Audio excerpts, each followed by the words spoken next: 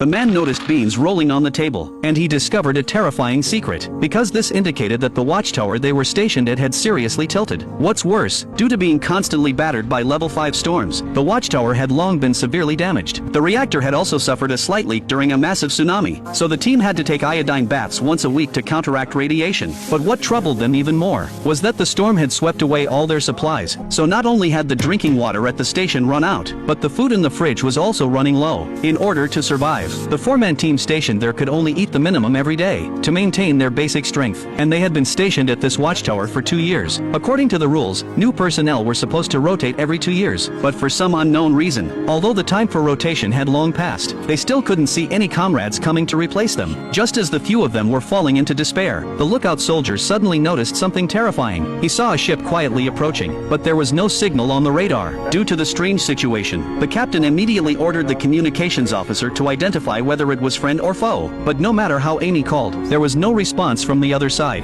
At this point, Hunter speculated that this could be the ship that was supposed to replace them, but the captain decisively pressed the alarm button to notify the bald-headed soldier to stand by on the deck. Despite being filled with doubts, the soldiers still followed the orders to turn the cannons. The unidentified ship continued to approach, and everyone's heart was in their throats. Just as the shells were loaded and about to be fired, the captain suddenly changed his mind. Considering that the ship might be carrying their own comrades, he ordered Hunter to take the yacht and scout the situation. Though he didn't understand why he was chosen, he still carried out the order firmly out of his nature as a soldier. As he got closer to the ship, the letters on the ship became clearer, and it was the replacement ship they had been waiting for. But strangely, there wasn't a single soldier aboard. It was like a ghost ship, floating on the silent sea. Fighting back his inner fear, Hunter boarded the ship, and began searching the ship carefully, leaving no corner unchecked. He entered the messy cabin, where various items were covered in spider webs. It was clear that this ship had been abandoned for a long time, but why had it appeared here? Was it really just a coincidence? As Hunter went deeper into the cabin, he unexpectedly discovered some personal items, and even 4 sets of military protective gear. At this point, Hunter was certain this was the equipment of the comrades who were supposed to rotate them, but now they had disappeared. Fortunately, the food supplies were still there, and Hunter immediately began eating, unaware that the captain, due to not receiving any response, was starting to suspect that Hunter might have met with misfortune, so they were considering destroying the ship. But since the distance was beyond the cannon's range, they could only use their ultimate weapon. However, this required both his and Amy's keys to activate. Amy clearly disagreed with the captain's decision, but she knew the consequences of disobeying military orders. After hesitating for a moment, she handed over the keys. The captain inserted both keys, activated the computer program, and soon received the random launch password. At that moment, Amy still wanted to say something, but she was ruthlessly shut down by the captain. Just as this was happening, Hunter suddenly remembered the intercom he had turned off. He quickly turned it back on, only to be scared half to death. We've gone live.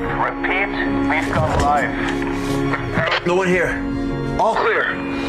The captain finally breathed a sigh of relief. He ordered Hunter to drag the ship back, and also canceled the weapon launch order. But just when the captain pulled out the key, he didn't return Amy's key, because he believed that during the emergency earlier, Amy hesitated when taking the key, almost causing a delay in a critical situation. Soon, Hunter returned with the ship, and upon learning that he had almost been killed by the captain, he secretly cursed the captain. Fucking lunatic.